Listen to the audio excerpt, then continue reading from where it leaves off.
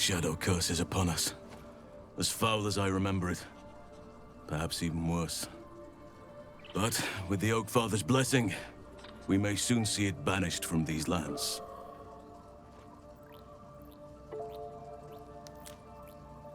I studied one up close. Closer than most would care to be to those things. A drow attacked me and I defended myself.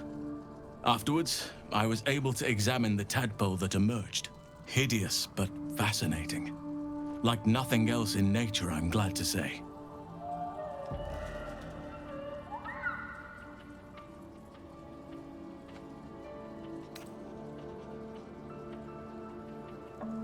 Well, there's hardly anyone left to share the responsibility with. Few who witnessed the fall of Moonrise still draw breath. What Ketheric Thorm unleashed is not something that nature can undo by itself. I must do what I can. I studied the Shadowcurse for years, but to truly understand it and stop it, I must reach its source.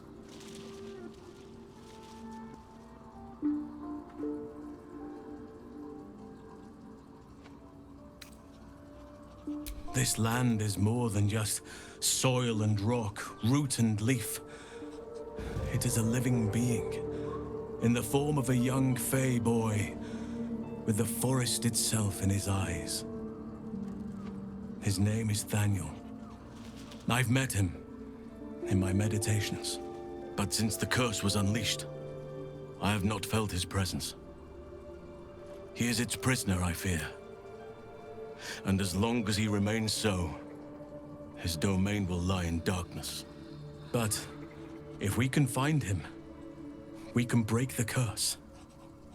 If you learn anything of the Shadowfell, or of a boy with the forest in his eyes, find me at once.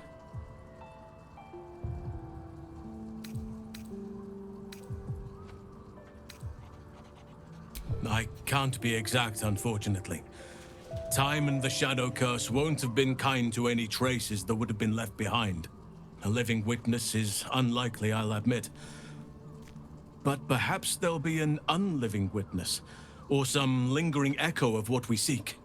Don't worry. If you find something, you will know it. Hopefully.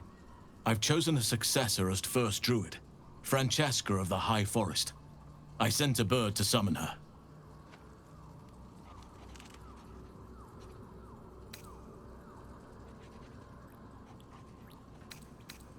Wrath has promise, but he's not ready yet. The Grove needs experience and a strong hand. The Grove needs to move beyond the mistakes of the past. What it needs is an unknown quantity. An outsider who can enforce the Oakfather's teachings without bias.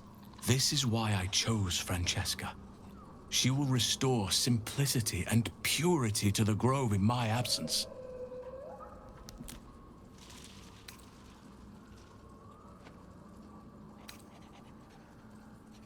Indeed.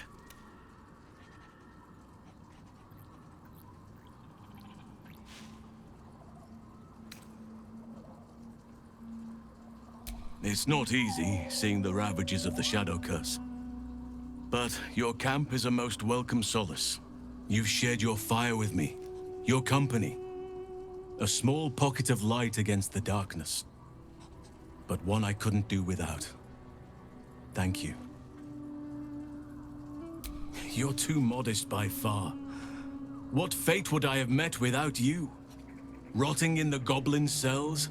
Dying against an onslaught on the Grove? More good has been done since I met you than in 100 years before. Words cannot express my gratitude.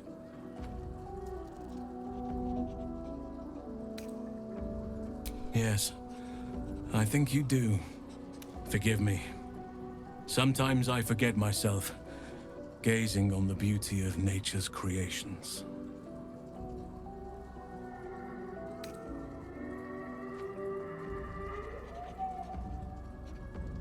Everything in your mind has been destroyed from what I gathered.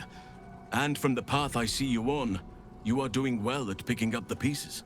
I am here to be your ear as you bear your burdens, and the arms that protect you if you can shoulder them no more.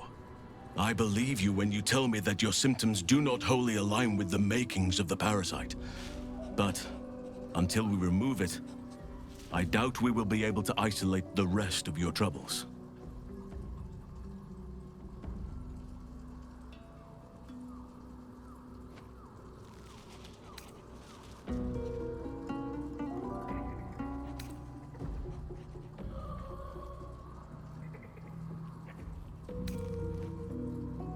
A haunting has come upon you. But the first step is this admission you have now made. You will not walk alone into this night.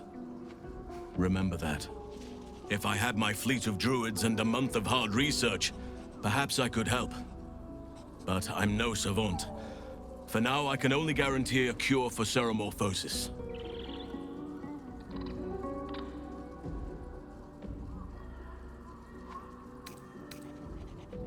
Miss it? Oh dear, no. It's a terrible burden. Takes you away from nature and forces you to deal with others' problems and personalities. Be wary of anyone who actually wants such a role, I say. Likely they don't understand it, or they have ill intent. I'm just glad to be out here amidst the Oak Father's creations.